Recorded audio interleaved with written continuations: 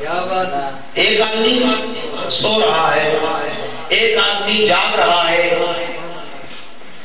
راستہ چلنے والا مسافر راستہ بھول گیا تو وہ راستے میں پہنچا، اس نے دیکھا کہ ایک جاگ رہا ہے اور ایک سو رہا ہے، وہ راستہ کس سے پوچھے؟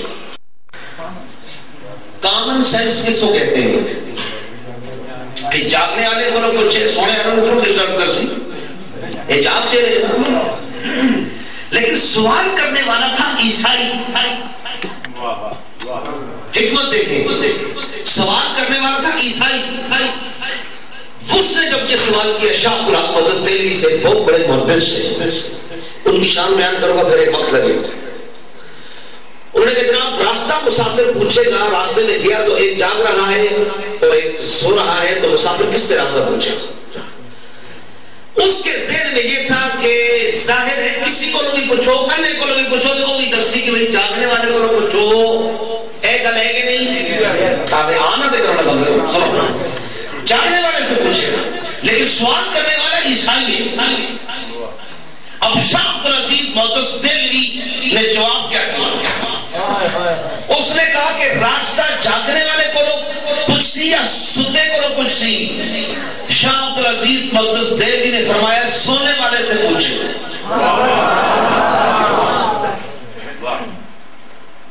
چونکہ وہ عیسائی ہے اور وہ یہ بتانا چاہتا ہے کہ جب شاہ عبد الحق یہ کہیں کہ راستہ جاگنے والے سے پوچھے گا تو میں یہ کہوں گا کہ میری سر اسلام آسمانوں پہ جاگ رہے ہیں، آپ کے نبی قبر میں آرام فرما رہے ہیں، تو آپ ان کی پیروی کریں، ان کی نہ کریں۔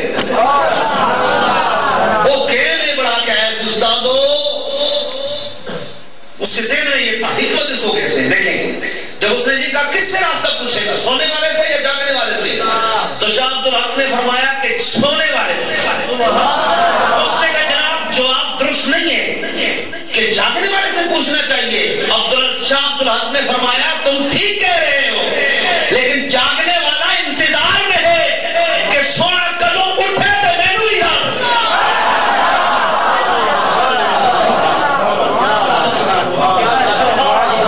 سونے والا اٹھے، جاگنے والا انتظار میں ہے کہ سونے والا اٹھے اور مجھے اس لیے قیامت سے پہلے جب حضرت عیسیٰ علیہ السلام کا نزول ہوگا دمشق کی مسجد کے مشرقی منارے پر، اور فجر کا وقت ہو چکا ہوگا، اور مسجد میں امامت کے فرائض امام منتظر حضرت امام مہدی علیہ السلام انجام دے رہے ہوں گے، وہ پہچان لیں گے حضرت عیسیٰ علیہ السلام کو اور وہ کہیں گے جناب تشریف لائیں، مصلی پہ تشریف لائیں، تو حضرت عیسیٰ علیہ السلام فرمائیں گے نہیں آپ ہی مصلی پہ کھڑے ہو، چونکہ میں آپ کے پیچھے کھڑے ہو کر نماز ادا کروں تاکہ امت محمدیہ میں ہونے کا مجھے بھی شرف نصیب ہو۔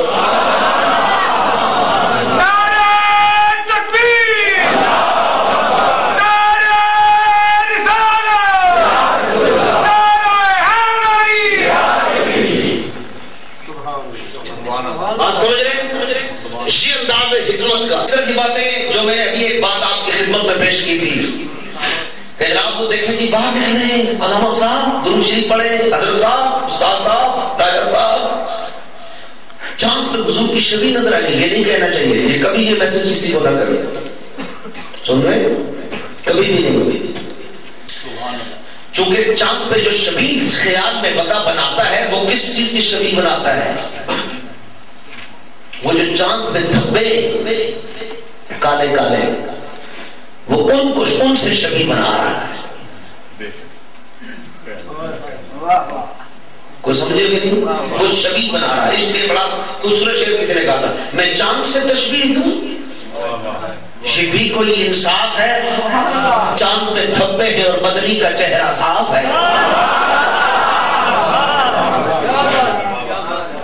بات سمجھے؟ نصیر الملت نے جب اس خیال کو دیکھا کہ چاند سونا ہے یا مدینے آلہ سونا ہے، تو انہوں نے فارسی میں ایک شعر کا فرمایا حسن مہرا بات تو سنجیدم بمیزان قیاس، کہ یا رسول اللہ آپ کے حسن کو میں نے چاند کے حسن کے ساتھ عقل کے ترازو پہ جب تولا ترازو پہ تولا تو کیا ہوا؟ حسن مہرا چاند کے حسن کو بات تو سنجیدم بمیزان قیاس پلہ معرف برفل کو تماندی پر زمین تے چاند دا حسن اتنا ہلکا سی کہ ترازو دے ایک پاسے آپ کا حسن رکھا ایک طرف چاند کا رکھا تے ترازو چھٹا مارے تے چاند چوتھے آسمان تے پہنچ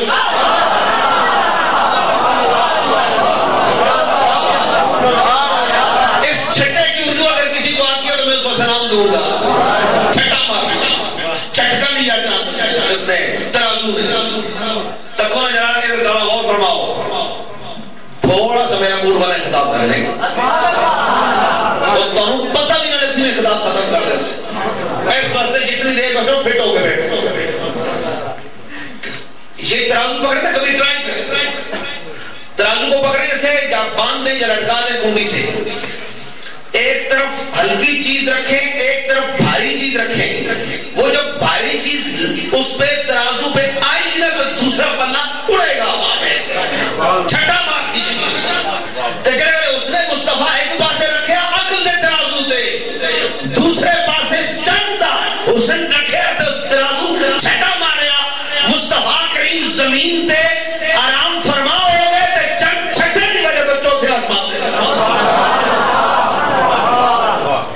اے نہیں کہ سونا بہت سی دے چوتھے آسمان دے رہے اے گل نہیں. حضرت علامہ احمد سعید شاہ صاحب کاظمی مدینہ پاک کے حاضری کی بات کرتے ہیں حافظ مصطفیٰ صاحب کراچی کے اس دور سے چلاؤ. علامہ احمد سعید کاظمی شاہ صاحب عمرہ کیا بارگاہ رسالت میں حاضر ہوئے 55-50 کی دھائی کی بات ہے سمجھے. تو اب وہ حضور کے جاری بار کی طرف وہ ہاتھ اٹھا کے دعا مانگ رہے ہیں. بیس نہیں ہے نہ میں بیس چھیڑتا ہوں. دعا مانگ رہے تو زمانے میں ایک صاحب آئے جی وہاں کے عالم صاحب انہوں نے کہا ادھر دعا نہ مانگے ادھر دعا مانگے قبلے کی طرف دعا مانگے. علامہ کاظمی صاحب نے بیس نہیں کی. عیدگاہ شریف دربار عالیہ کے پیر صاحب دامت برکاتہم پچھلے سال کی بات ہے سید عارف شاہ صاحب نے بیٹھے تھے کوئی بات ہوئی تو کہہ رہے کسی بندے نے بیس کر دی ایک مولوی صاحب نے وہاں کسی لوگوں سے. تو حضرت صاحب نے فرمایا کہ حضرت ہم یہاں بیس کرنے نہیں آتے حاضری کے لیے آتے. ملا گیا بیس یہ بہت جگہ ہونے نے تو بندہ جاننے آنا پھر جگہ جاننا ہے. ادھر دعا مت مانگے ادھر منہ کر کے دعا مانگے. علامہ کاظمی صاحب نے جب دیکھا غزالی زمان اور راسی دوران کا لقب صرف اس شخص پر فٹ آنا تھا اور تے جڑا کھڑا اتنے لامے نے نام نام کی بتا حیران ہو جاتے کہ اصل بندہ کون ہے. میں سچ باتیں آپ کو بتا علامہ کاظمی نے کہا اتنے گل نہ کر اتنے جا نہیں بولن دی ہے نا اتنے نہ کر اشارہ کیا ایسے ایک دیا ہے چپ رہو بعد میں بات کرنا. دعا مانگنے میں اتنے گل کی دی آپ نے دعا مانگی ہاتھ پھیرا فرمایا ذرا باہر گئے تو اس نے کہا جی ہاں جی آپ مجھے بتائیں آپ حضور کے روزے کو کعبہ شریف سے افضل سمجھتے ہیں. علامہ احمد سعید شاہ صاحب کاظمی نے فرمایا تم کعبہ شریف کی بات کرتے ہو کہ تم حضور کے روز میں حضور کے روزے کو کعبے سے افضل سمجھتا ہوں. میں تو حضور تاجدار کائنات کے روزے کو اللہ کے عرش سے بھی افضل سمجھتا ہوں. اللہ کا عرش ہے. انہوں نے دلیل دے فرمایا دلیل دے اس کو. دلیل یہ ہے کہ عیسیٰ علیہ السلام قرآن مجید میں سورہ مریم وَأَوْصَانِي بِالصَّلَاةِ وَالزَّكَاةِ مَا دُمْتُ حَيًّا اس نے مجھے نماز کا اور پاک رہنے کو حکم دیا جب تک میں زندہ ہوں. عیسیٰ علیہ السلام چوتھے آسمان پہ، وہاں عبادت کر رہے ہیں. یہاں عبادت کمال درجے کی اللہ نے چوتھے آسمان پہ بلایا. وہاں کر رہے ہیں تو ہونا یہ چاہیے کہ چوتھے سے پانچویں پہ چلے جائیں، ترقی ہو جائے، چھٹے پہ چلے جائیں، ساتویں پہ چلے جائیں، عرش پہ چلے جائیں. لیکن قیامت سے پہلے جب ان کی عبادت کمال کو پہنچے گی، اللہ پھر واپس آنسی تو مصطفیٰ کریم کے کون اتھے پہنچاسی. مانا اے کہ عرش تو عرش ہے، رب کائنات کے محبوب کی بارگاہ عرش سے بھی بڑی ہے. اس واسطے عیسیٰ نو اتو پھیر کے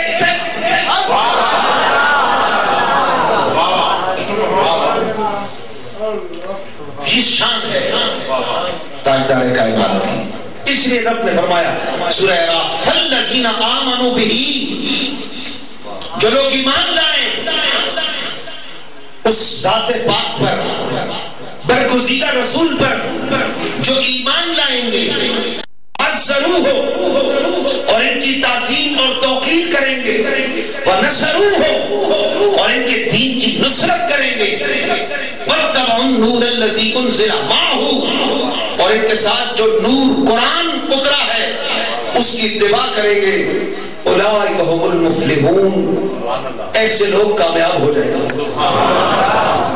ایسے لوگ کتنے کام کریں گے؟ 4. فالذین آمنوا بہ،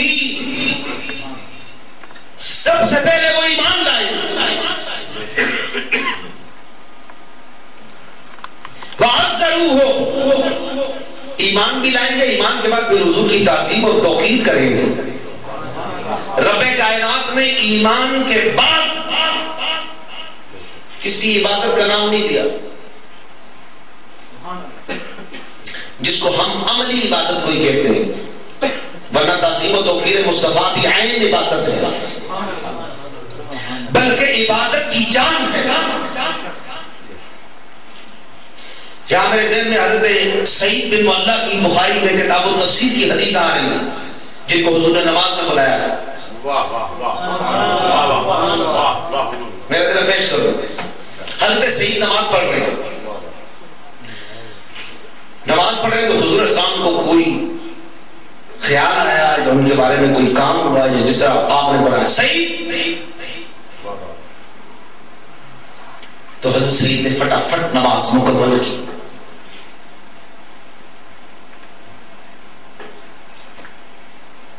نماز مکمل کی اور اس کے بعد حضور کی خدمت میں حاضر ہو.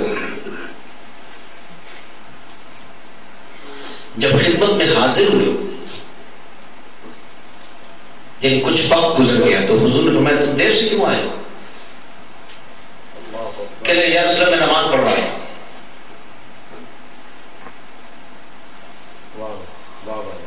حضور نے فرمایا کہ تم نے اللہ کا یہ فرمان نہیں سنا سورہ انفال کہ جب تمہیں اللہ اور اس کا رسول پکارے تو تم لبیک کہو.